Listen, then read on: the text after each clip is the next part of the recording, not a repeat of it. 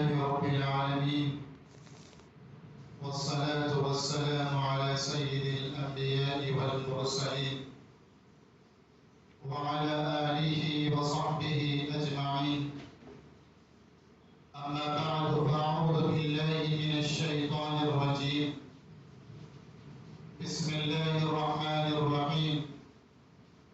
إن الذين آمنوا والذين هاجروا وجاهدوا في سبيل الله أولئك يرجون رحمة الله والله غفور رحيم.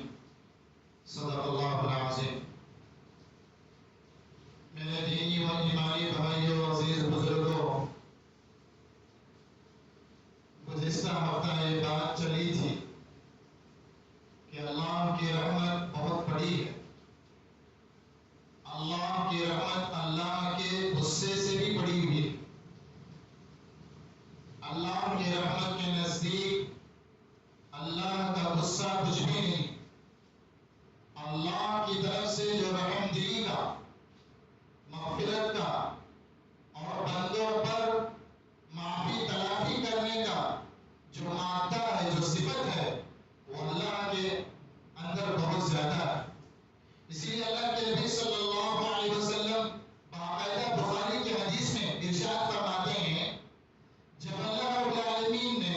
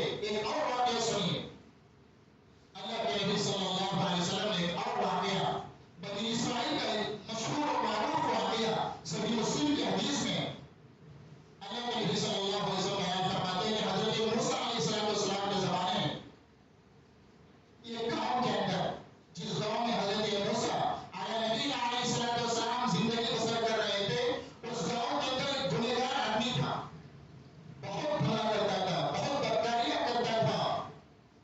گاؤں والوں نے اس سے تنگ آ کر کے، اس سے پریشان ہو کر کے کہ یہ گنہگار آدمی ہے، یہ بدکار آدمی ہے، کتنا سمجھایا جائے سمجھتا نہیں ہے۔ اس گنہگار آدمی کو گاؤں والوں نے گاؤں سے باہر نکال دیا، گاؤں والوں نے گاؤں سے باہر نکال دیا۔ یہ تو بڑا گنہگار آدمی ہے، بڑا بدکار آدمی ہے، گاؤں میں رہے گا تو ہمارا گاؤں کا ماحول خراب ہوگا، گاؤں کا ماحول خراب ہوگا، اس لیے گاؤں والوں نے گاؤں سے باہر پھینک دیا۔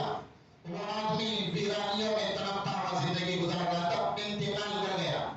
حضرت موسیٰ علیہ السلام کو اللہ نے وحی کے ذریعے سے بتایا، اے موسیٰ، گاؤں کے باہر میرا ایک ولی، اللہ نے ولی کہتے ہیں دوست، میرا ایک دوست کا انتقال ہوا ہے، جاؤ۔ اے موسیٰ، میرا ایک دوست کا انتقال ہوا ہے، جاؤ، جا کر کے کفن دفن کا اور اس کے غسل کا انتظام کرو۔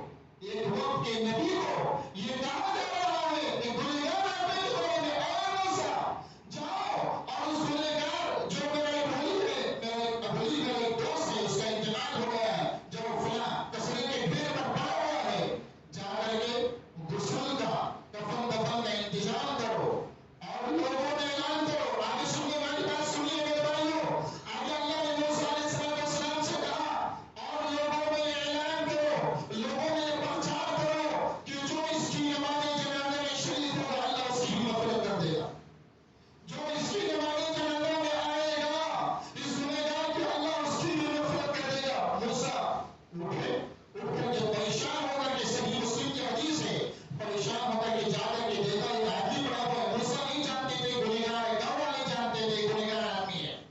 موسیٰ علیہ السلام چند لوگوں کو لے جا کر کے اس کی لاش، اس کی میت کو گاؤں لے کر کے آئے، کفن دفن غسل کرانے کے بعد جب نماز جنازہ پڑھنے کا موقع آیا، لوگوں نے جب جنازہ دیکھا تو پریشان ہو گئے، موسیٰ علیہ السلام سے کہنے لگے، اے موسیٰ، یہ کیا کر رہے ہیں؟ یہ وہ آدمی ہے جو گنہگار تھا، بدکار تھا، شرابی اور کبابی تھا، ہم نے اس سے تنگ آ کر اسے گاؤں سے باہر کر دیا تھا، آپ اس کی نماز جنازہ پڑھ رہے ہیں۔ موسیٰ علیہ السلام نے کہا اللہ کا حکم ہے، اللہ کا حکم ہے، اور اللہ نے یہ بھی کہا ہے کہ جو اس کی نماز جنازہ میں شریک ہوگا اللہ اس کی بھی مغفرت فرما دے گا۔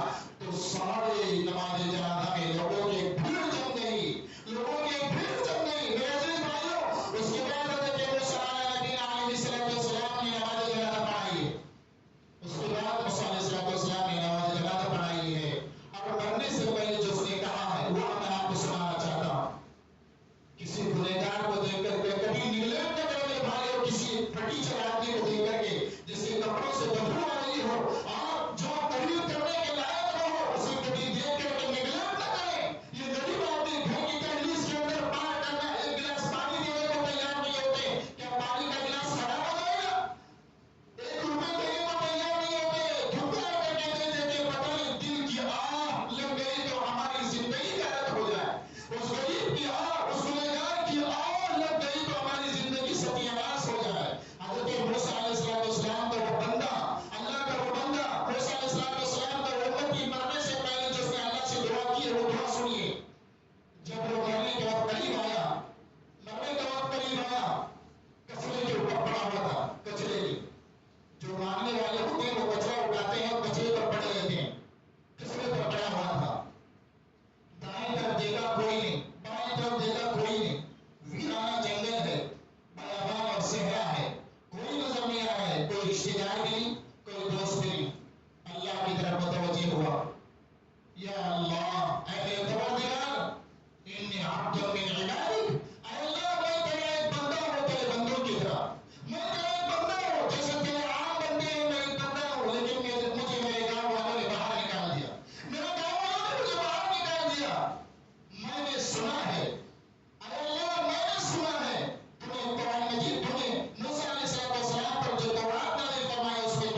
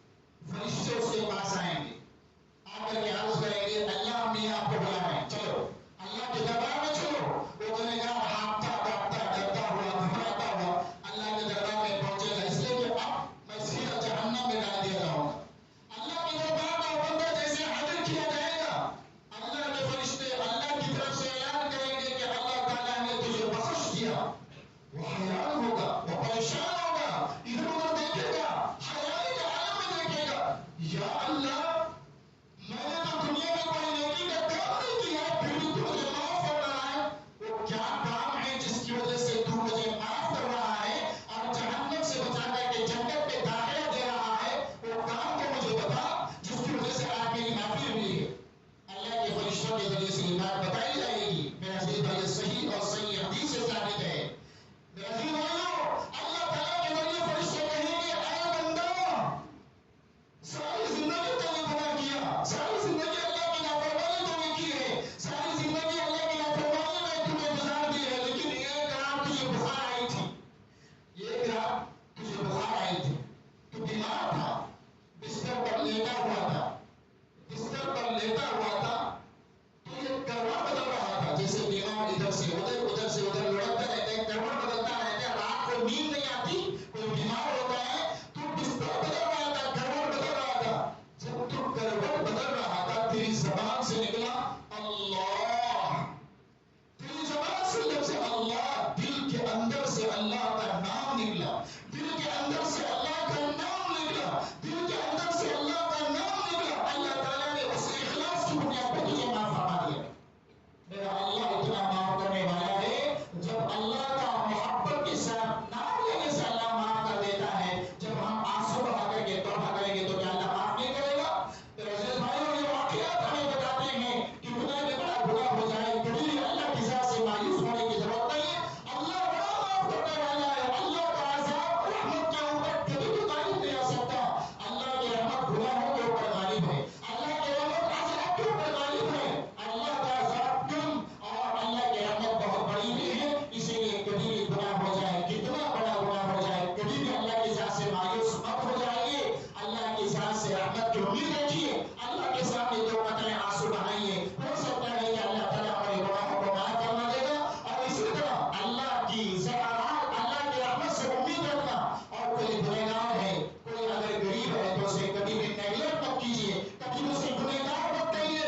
اگر کوئی چوری کر کے آیا، دیکھو چور آیا، وہ دیکھو ظالم آیا، وہ دیکھو پیسہ کبڈی کا پیسہ کھانے والا آیا، وہ دیکھو فلاں کام کرنے والا آیا، کبھی بھی اپنی زبان سے گنہگار آدمی کو گناہ کا نام لے کر کے مت پکاریے۔ ہو سکتا ہے مرنے سے پہلے ایسی توبہ کرے، اللہ اسے معاف فرمائے اور اس کا بولا ہوا وبال ہمارے اوپر ہماری جان بن جائے اور ہمارے لیے جہنم کا عذاب لکھ دیا جائے۔ کتنے واقعات ہیں، وقت نہیں ہے، بہت سارے حدیثوں کی کتابوں میں واقعات لکھے ہوئے ہیں۔ اللہ سے دعا ہے کہ اللہ تبارک و تعالی ہم سب مسلمانوں کو اللہ کی رحمت سے کبھی امید رکھتے ہوئے اللہ کے سامنے سچی پکی توبہ کرنے کی توفیق عطا فرمائے، اور اللہ تعالیٰ ہمیں دوسرے لوگوں کو، غریبوں کو، مانگنے والوں کو، اور جو شراب و کباب گنہگار گروپ بنتے ہیں انہیں نیگلیکٹ کرنے سے، انہیں حقیر سمجھنے سے اللہ ہم سب کی مدد فرمائے۔